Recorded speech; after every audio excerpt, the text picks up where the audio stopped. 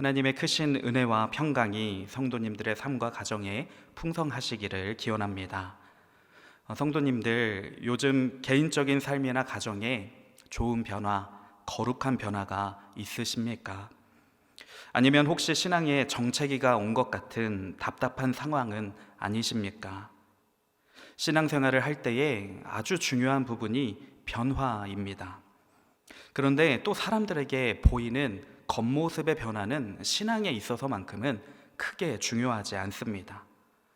사람들이 보기에 교회 출석을 잘하고 예배도 잘 드리고 봉사도 잘하고 선해 보여서 신앙이 날마다 성장하는 것 같은 그런 모습이 있을지라도 우리의 실제 내면과 삶이 거룩하게 변하고 있지 못하다면 그것은 좋은 신앙이라고 볼 수가 없는 겁니다. 하나님은 우리의 겉모습만 보시는 것이 아니라 우리의 내면부터 우리의 모든 것을 보고 계시기 때문입니다.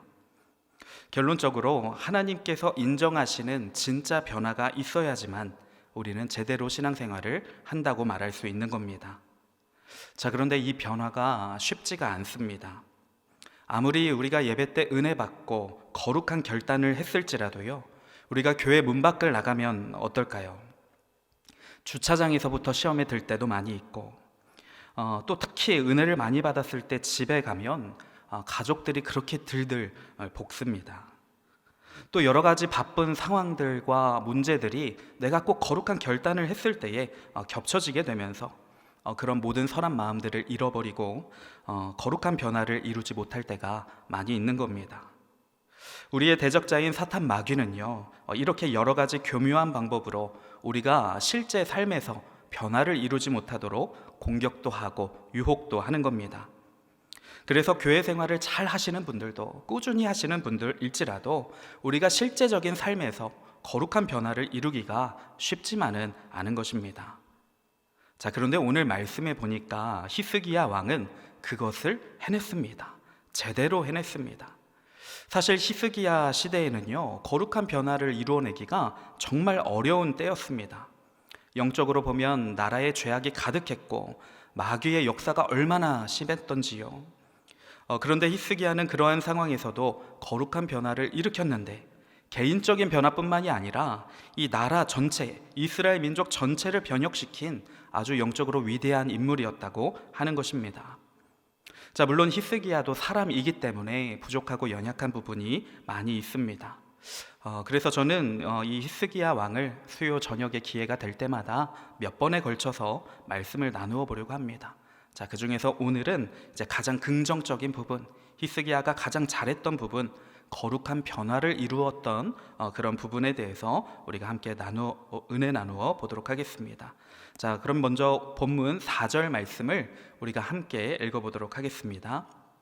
그가 여러 산당들을 제거하며 주상을 깨뜨리며 아세라 목상을 찍으며 모세가 만들었던 놋뱀을 이스라엘 자손이 이때까지 향하여 분향함으로 그것을 부수고 느수단이라 일컬었더라.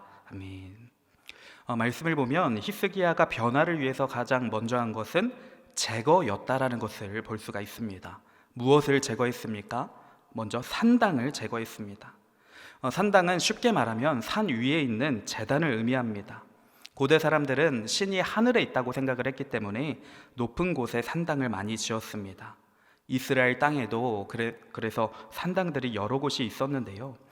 이 이스라엘 왕국 초기에 산당은 하나님께 예배를 드리는 장소이기도 했습니다. 솔로몬이 그 유명한 1000번째 제사를 드렸던 곳도 성전이나 성막이 아니라 기브온이라고 하는 산당이었습니다. 자, 문제는 솔로몬 시대 이후입니다. 그때부터는 여러 산당에서 우상 숭배가 함께 드려지기 시작한 것입니다. 산당에서 하나님께 제사도 드렸지만 다른 종교들, 다른 우상들도 함께 섬겨지는 이 종교의 혼합주의가 일어나기 시작했습니다. 하나님은 그 모습에 분노를 하셨고 이스라엘 땅에서 이 산당들이 다 제거되기를 원하셨습니다. 사실 하나님은요, 이스라엘 민족이 이 가나안 땅에 들어오기 전부터 산당들을 다 제거하라고 명령을 하신 적이 있습니다. 신명기 12장 2절에서 3절 말씀 제가 읽어보도록 하겠습니다. 너희가 쫓아낼 민족들이 그들의 신들을 섬기는 곳은 높은 산이든지 작은 산이든지 푸른 나무 아래든지를 막론하고 그 모든 것을 너희가 마땅히 파멸하며 그 제단을 헐며 주상을 깨뜨리며 아세라상을 불사르고 또 그 조각한 신상을 찍어 그 이름을 그곳에서 멸하라. 가나안 민족들은 오래전부터 우상신들을 섬겨왔기 때문에 하나님은 그 산당이 낮은 산당이든 높은 산당이든 우상을 섬기는 모든 것들을 다 멸하라고 이미 모세를 통해서 이스라엘 백성들에게 명했던 것입니다. 자, 그런데 문제는 실제로 이스라엘 백성들이 들어와서 이 말씀에 순종했던 왕들이 거의 없었다는 것입니다. 그동안 하나님을 따르는 왕들이 없었던 것은 아닙니다. 물론 많지는 않았지만 북이스라엘 남유다 통틀어서 한 8명 정도의 왕들이 그래도 하나님을 따랐고 그래도 선한 왕이라 성경이 평가를 합니다. 자, 그래도 그런 왕들은 완벽하지는 않더라도 최소한 우상을 멀리했던 왕들이고 하나님을 의지해서 나라를 운영했고 우상을 제거하기도 했던 그런 왕들이 분명히 있었습니다. 자, 그런데 그런 왕들조차 대부분 산당만큼은 제거하지 못했다라고 성경은 이야기합니다. 자, 왜 그랬을까요? 성경학자들이 연구하기를 산당은 우선 가나안 지역의 전통이 오랫동안 남아있는 곳이었다고 합니다.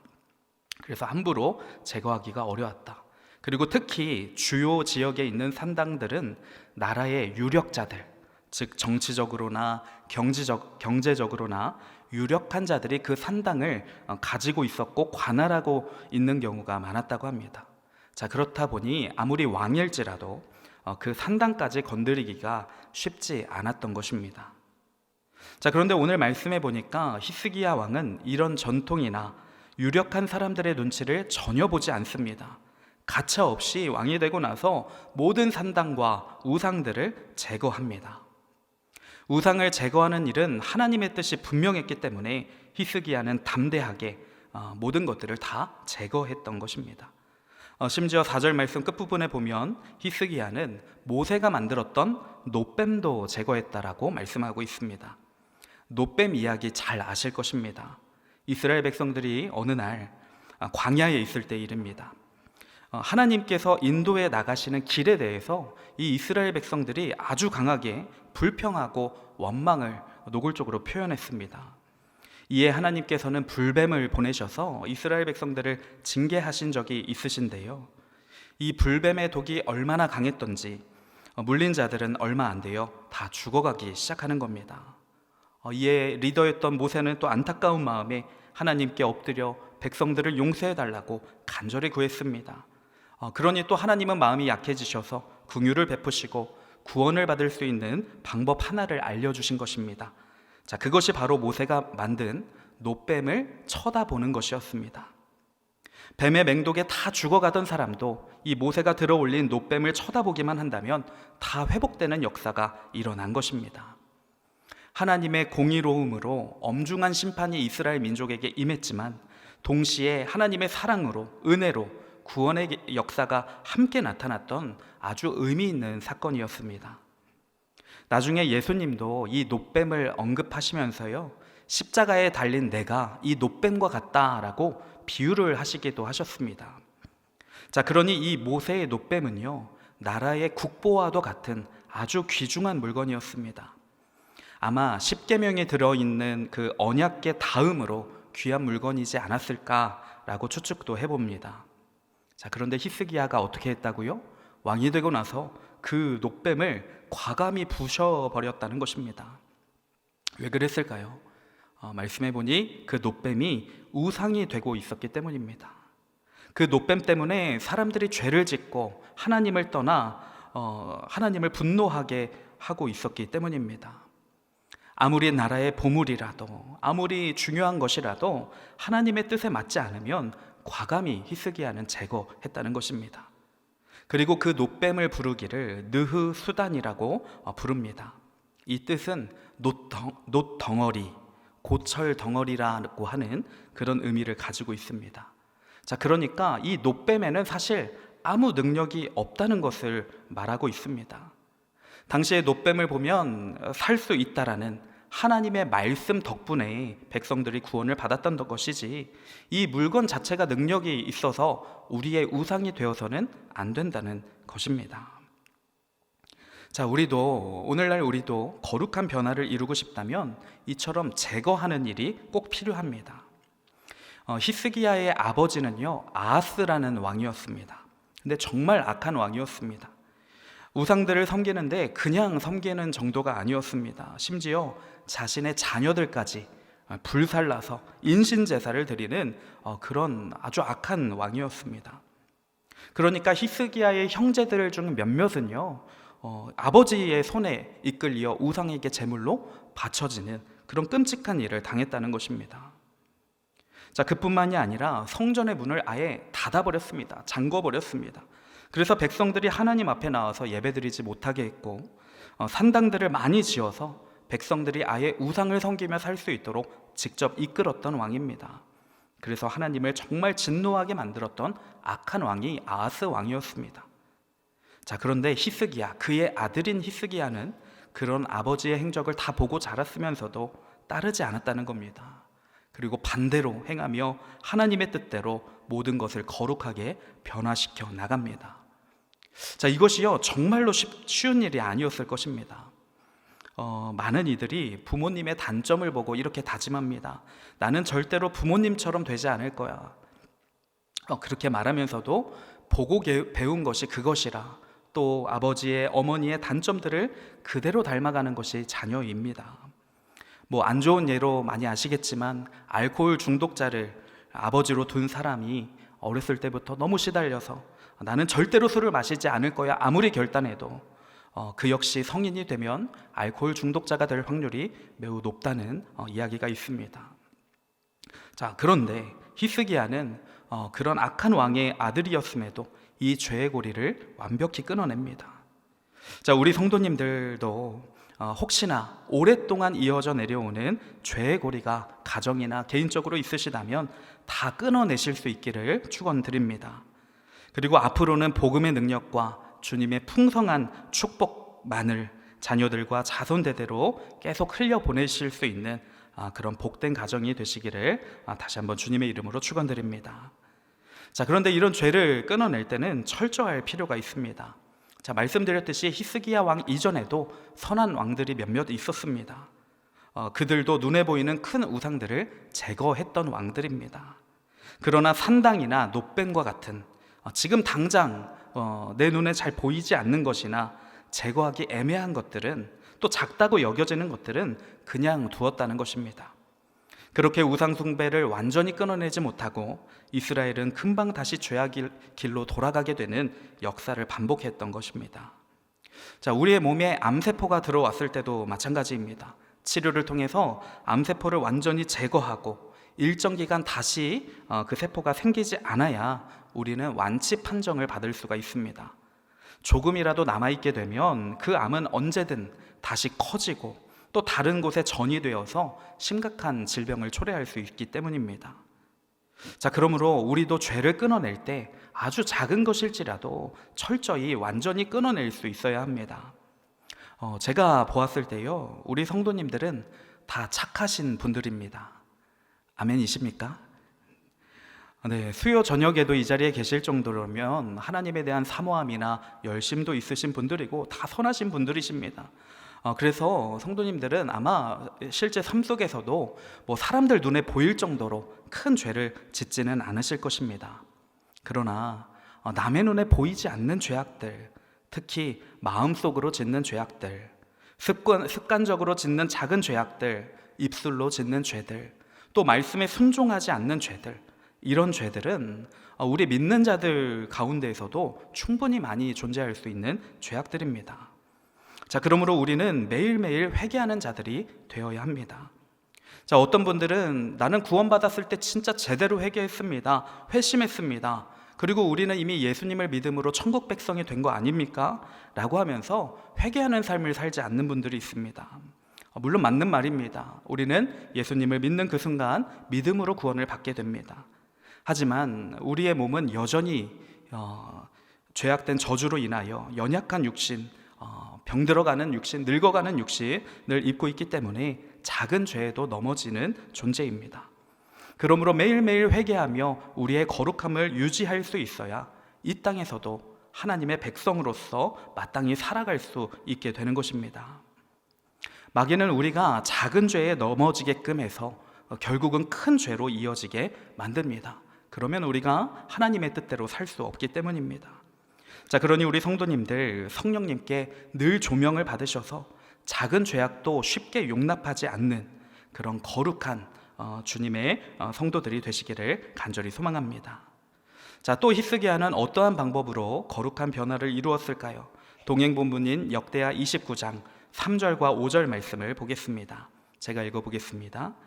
첫째 해 첫째 달에 여호와의 전 문들을 열고 수리하고 5절 그들에게 이르되 레위 사람들아 내 말을 들으라.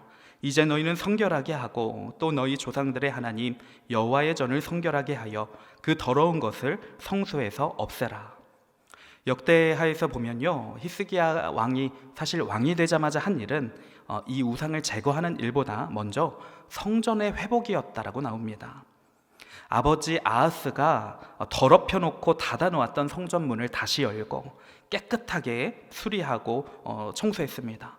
그리고 이어서 역대하 29장 27절에서 27절 말씀, 우리가 이 말씀은 함께 읽어보도록 하겠습니다.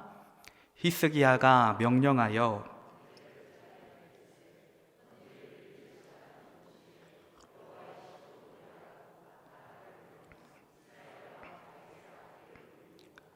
온 회중이 경배하며 노래하는 자들은 노래하고 나팔 부는 자들은 나팔을 불어 번제를 마치기까지 이르니라. 아멘. 히스기야는 이 성전문을 활짝 열고 레위인들과 제사장들을 다시 교육시켜서 온전한 제사가 드려지게 했습니다. 다윗 때처럼 찬양단도 세우고 악기팀도 세워서 하나님께 아름다운 소리의 찬양이 계속해서 울려 퍼지게 했습니다. 말씀을 더 보면 거룩한 절기들도 회복했는데요, 심지어 갈라져 있었던 북이스라엘 사람들도 초청을 해서 우리 같이 유월절 지키자, 우리 같이 하나님께 예배하자고 권면합니다. 또한 백성들에게 첫 열매 11조 예물을 지킬 수 있도록 교육을 합니다. 자, 히스기야는 이처럼 하나님이 알려주신 대로 율법대로 성전과 예배를 회복하기 위해서 최선을 다했다는 것입니다. 자, 그러니 우리도 거룩한 변화를 위해서 가장 먼저 해야 될 일은 예배의 회복입니다.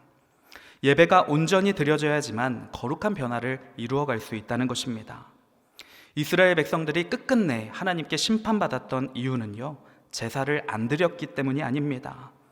물론 아하스 왕 때처럼 성전 문이 닫혔던 경우도 있겠지만 대부분의 경우 성전에서는 계속해서 하나님께 제사가 드려졌습니다. 그러나 하나님께서 인정하시지 않는 엉터리 예배가 드려지는 것이 문제였습니다. 그래서 하나님은 차라리 성전문을 닫았으면 좋겠다라고 말씀하신 적도 있으십니다. 자, 그러니 우리도 조심해야 합니다. 우리는 구약 시대보다 훨씬 더 쉽고 편하게 예배를 드리고 있습니다. 소나 양을 잡지 않아도, 멀리 있는 예루살렘 성전 그 산까지 올라가지 않아도 그냥 편하게 와서 자리에만 앉아 있으면 예배를 드릴 수가 있습니다. 그러나 하나님이 인정하시고 하나님이 정말 기뻐하시며 흠양하시는 예배자는 얼마나 될까요? 우리가 너무나도 잘 아는 요한복음 4장 24절 말씀을 우리가 함께 봉독하겠습니다. 하나님은 영이시니 예배하는 자가 영과 진리로 예배할지니라. 아멘. 너무나 잘 아시는 말씀이기에 깊게 나누진 않겠지만 예배 때마다 이 말씀을 기억하셔서 내가 영과 진리로 예배하고 있는가, 그리하여 거룩한 변화를 이루어가는 그런 예배자인가를 늘 돌아보실 수 있기를 소망합니다. 자, 그런데 히스기야는 어떻게 이렇게 어려운 상황에서도 급격한 변화를 일으킬 수가 있었을까요? 자, 오늘 본문 6절 말씀을 또 함께 읽어보도록 하겠습니다. 시작. 곧 그가 여호와께 연합하여 그에게서 떠나지 아니하고 여호와께서 모세에게 명령하신 계명을 지켰더라. 아멘. 히스기야의 비결은 하나님께 연합했던 것이라고 나오고 있습니다. 저는 새번역 성경을 보면서 더 은혜를 받았는데요, 우리 새번역으로도 한번 열왕기하 18장 6절 말씀 함께 읽어보겠습니다. 시작. 그는 주님에게만 매달려 주님을 배반하는 일이 없이 주님께서 모세에게 명하신 계명들을 준수하였다. 아멘. 새 번역에는 히스기야가 하나님께만 매달렸다라고 표현하고 있습니다. 자, 매달렸다라는 것은요, 전적으로 하나님만 의지했다는 의미입니다. 하나님께로부터 절대로 떨어지지 않겠다라는 그런 결단이 들어있는 고백입니다. 그래서 사람 눈치 보지 않고 하나님께서 주신 율법과 계명을 최선을 다해서 지키고 회복시키려 했던 것입니다. 악한 왕들을 보면요, 하나님께 매달린 것이 아니라 강대국들의 눈치를 보면서 살았습니다. 그래서 애굽에 붙었다가 아수르에 붙었다가 그들이 섬기는 우상신들까지 다 수입해 와서 섬기며 박쥐처럼 이리 붙었다 저리 붙었다 하며 결국은 하나님의 심판을 받게 되는 것입니다. 자, 그러나 히스기야는 처음부터 오직 하나님께만 매달렸습니다. 그러자 하나님이 주시는 변화를 경험하게 되는 것입니다. 현실은 매우 어렵고 힘들었지만, 위험하기도 했지만 하나님께 매달려 있으니 하나님이 책임져 주시는 삶을 살게 되었습니다. 우리 본문 7절과 8절 말씀도 함께 읽어보도록 하겠습니다. 여호와께서 그와 함께 하심에 그가 어디로 가든지 형통하였더라. 저가 아수르 왕을 배반하고 섬기지 아니하였고 그가 블레셋 사람들을 쳐서 가사와 그 사방에 이르고 망대에서부터 견고한 성까지 이르렀더라. 아멘. 그렇게 매달린 히스기야는 하나님이 함께 해주시는 은혜, 또 어디로 가든지 형통하게 되어지는, 다 잘 되어지는 그 복을 누리게 됩니다. 분명 당시에 가장 강력한 나라 아수르라는 나라를 섬기지 않았음에도 불구하고 히스기야는 진짜 형통의 은혜를 누리게 된 것입니다. 자, 물론 성경이 말하는 형통이 이 세상적으로도 다 잘 된다라는 뜻은 아닙니다. 성경의 기준, 하나님의 기준으로 다 잘 된다라는 뜻이 형통입니다. 세상의 관점으로 보면요, 히스기야 인생 전체에 많은 시련과 문제들도 분명히 존재했습니다. 자, 그러나 세상 일이 어떻든지, 어떠한 문제가 찾아오든지 하나님이 함께 하심으로 말미암아 진짜 형통함을 누리는 인생이 되었다고 하는 것입니다. 우리도 마찬가지입니다. 돈이 많이 있든지 적든지 하나님이 함께 하시면 형통한 삶입니다. 건강하든지 질병으로 고통받고 있든지 하나님이 함께 하시는 자는 형통한 자입니다. 사람들에게 인정받는 삶이든지 그렇지 못한 삶이든지 하나님이 함께 하시는 삶이 바로 형통한 삶이라고 하는 것입니다. 성도님들은 이 사실을 정말 믿으십니까? 오직 하나님께만 매달리는 인생이 되셔서 이러한 하나님의 형통함이 성도님들의 삶과 가정에 충만히 임하시기를 간절히 소망합니다. 자, 이어지는 말씀을 보면 히스기야와는 대조적인 북이스라엘 왕의 이야기도 나옵니다. 열왕기하 18장 10절의 말씀입니다. 3년 후에 그 성읍이 함락되니 곧 히스기야 왕의 제6년이요 이스라엘 왕 호세아의 제9년에 사마리아가 함락되매. 북이스라엘의 마지막 왕 호세아는 강대국 애굽을 의지하다가 아수르 민족에게 의해 멸망당하고 맙니다. 자, 인간적으로 보면, 세상적으로 보면 북이스라엘이 아수르의 줄을 섰다면 살 수 있었을 텐데 괜히 애굽에 잘못 붙었다가 멸망했다라고 평가할 수 있습니다. 자, 그러나 성경은 그렇게 말하지 않습니다. 열왕기하 18장 12절 말씀을 우리 함께 읽어보겠습니다. 이는 그들이 하나님 여호와의 말씀을 듣지 아니하고 그의 언약과 여호와의 종 모세가 명령한 모든 것을 따르지 아니하였음이더라.